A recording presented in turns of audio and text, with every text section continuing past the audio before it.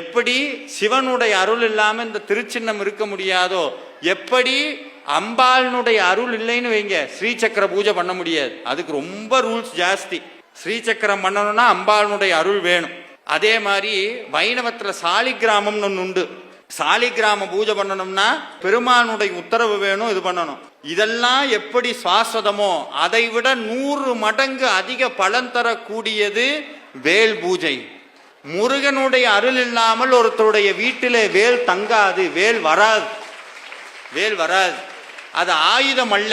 நிறைய பேர் நினைச்சுக்கிறேன் அது ஆயுதம் அப்படின்னு. ஆயுதம்னா கொல்லணும், கொன்னாதான் அதுக்கு பேர் ஆயுதம். சூரபத்மன் மேல முருகப்பெருமான் என்ன பண்ணார்? வேலை ஏவினார்.